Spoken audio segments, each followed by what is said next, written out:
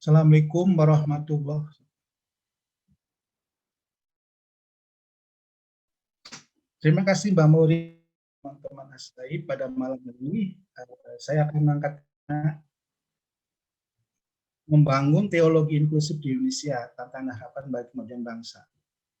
Kita tahu ya, kata Mbak Mori tadi, munculnya teologi inklusif sudah lama, tapi dalam perjalanannya ini, teologi ini mengalami pasang surut dalam arti ada tantangan juga ada harapan. Nah, bagaimana bisa muncul itu? Karena tadi umat beragamanya yang kalau umat beragamanya mendelete, menafikan teologi inklusif, maka itu adalah tadi eksklusif ya, sehingga sulit sekali munculnya suatu toleransi dan misalkan. Nah, artinya dia tidak bermain dengan teori-teori yang ada sehingga musiman gitu ya.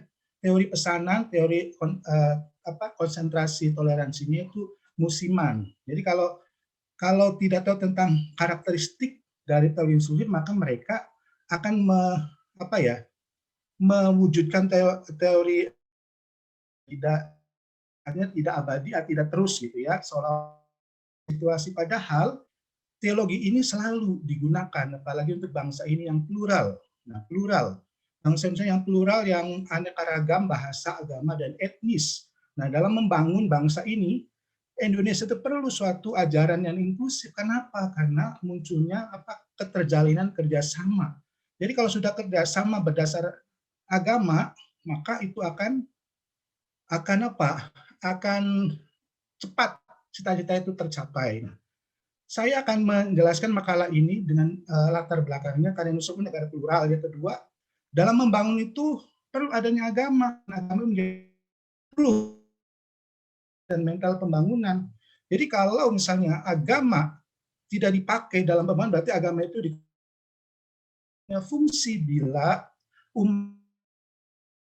peran positif dalam ranah empirik sosial antropologis manusia. Nah, ini sedang saya agama tidak selesai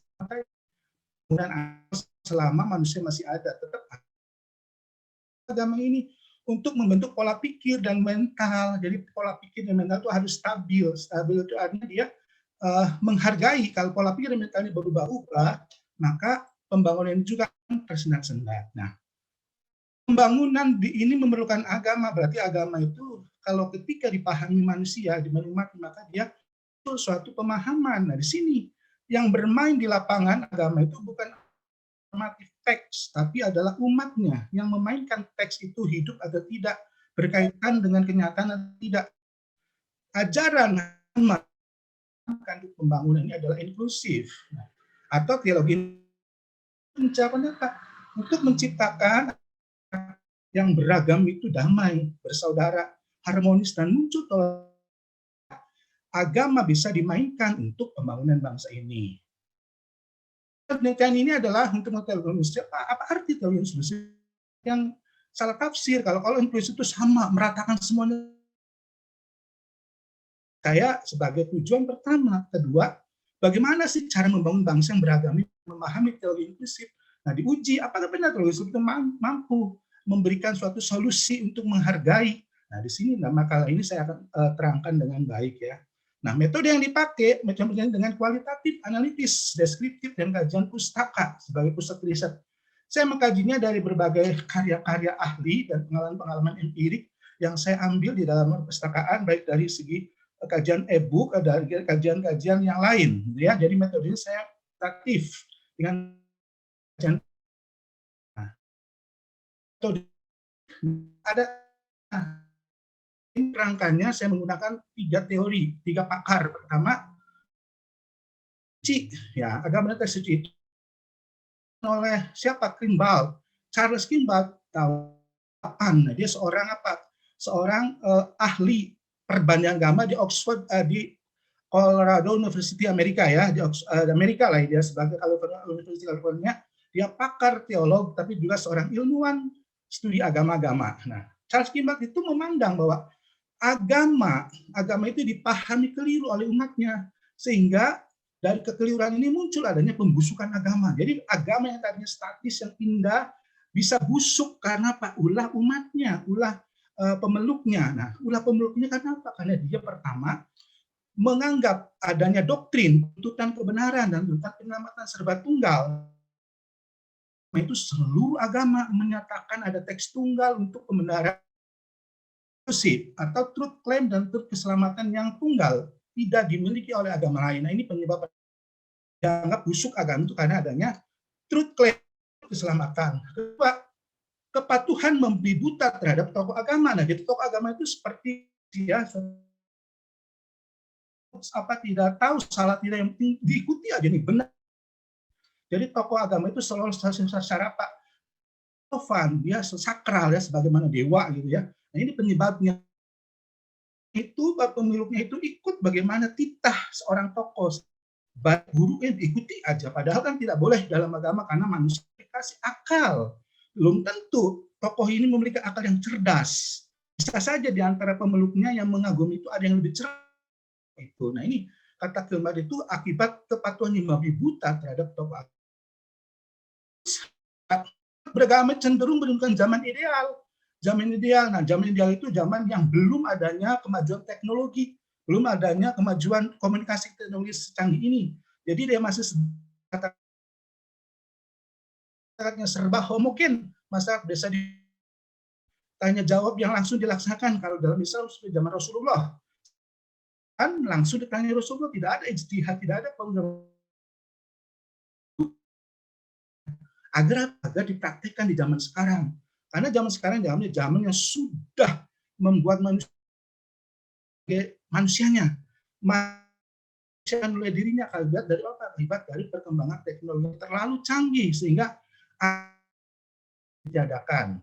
Akhirnya umat itu ingin merindukan seperti dulu, banyak temukan. Banyak orang-orang yang berpakaian misalnya kalau dalam Islam ya pakai jubah kayak dulu aja Rasulullah begini, ingin seperti kita berubah karena pola pikir dan mental manusia itu berubah. Nah, yang keempat adalah ajaran agama itu melegalkan dan biarkan dengan tujuan membenarkan segala cara. Ya, jadi kata kelima itu ada teks-teks yang tadi membenarkan kelegalan adanya kesalahannya. Prostitusi ada, walaupun tidak semua agama, tapi secara global ada pembenaran dalam cara-cara pembenaran terjadinya tujuan. Ya, dilegalkan itu. Ya, misalnya cloning, apa itu dilegalkan oleh agama. Yang terakhir perang suci, jihad itu atas nama agama. Nah, tujuannya apa? Tujuan pencari strategi dan tujuan misinya tuh. Jadi para itu klaim atau menyutai kita perang suci karena ini padahal dia itu untuk tujuan misinya, tujuan suci transendental Tuhan. Nah, itu perang mereka perang berarti fisik ya, bukan mencari ilmu tapi dia bergerak yang oleh Gilbert dikatakan bahwa ini yang membuat agama itu tahu ya. Nah, ini akibat ulah tokoh memahami dalam agama itu yang keliru. Nah, dari sini yang kedua saya ambil tokoh tadi kan tokoh ilmu teolog Protestan Gilbert. Nah, busuk adanya kekerasan berdasarkan agama tuh. Kekerasan itu disebabkan oleh adanya tadi sama dengan timbal tunggal terhadap agamanya, yaitu truth claim dan truth salvation. Kedua, kitab suci memberi jaminan langsung bagi masyarakat manusia. Jadi seorang memberi petunjuk operasionalnya ya, padahal kan kitab suci hanya inspirasi. Nah, operasionalnya ada ilmu pengetahuan. Nah, di situ umat itu menganggap bahwa operasionalisasi ada dalam kitab suci. Kalau tidak sesuai berarti itu tidak dirujuk kitab suci. Nah, makanya dia benar-benar mengagumi kitab suci bahwa di dalamnya ada petunjuk untuk secara logika itu yang membuat kekerasan berdasarkan agama.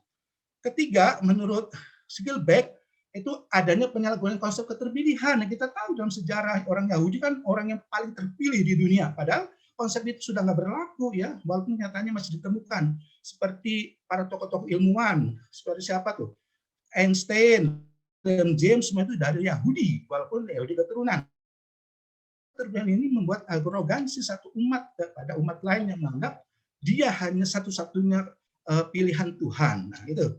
itu yang memberikan kerangka teori adalah Rick Ambler. Dia mengarang bukunya tadi When Religion Collide. Ketika agama itu mengalami bentrokan. Nah, bentrokan itu ketika terjadi di mana konsep mayoritas dan minoritas. Nah, konsep mayoritas dan minoritas itu oleh Rick Ambler bahwa mayoritas sering bermain berulah lebih daripada kayak Tuhan gitu ya. Nah, jadi mayoritas itu menguasai seluruh aspek hidup, ditekan dan tidak diberi haknya untuk maju. Nah, yang keempat teorinya adalah teori global village. Ini Kampung Buana, itu Nurul Smajid, orang Indonesia, dia sudah dianggap pakar ya, pakar internasional. Jadi Nurul Halidin menganggap masyarakat itu bisa akan damai ya, walaupun berbeda dari agama, walaupun berbeda dari etnis. Nah, asal tadi dia saling toleransi. Inklusivitas teologi, dan teologi yang kita dipahami, maka akan muncul rasa damai, menghargai di dalam satu warga yang membentuk satu tujuan hidup. Nah, itu teori global village menurut Nurul. Nah,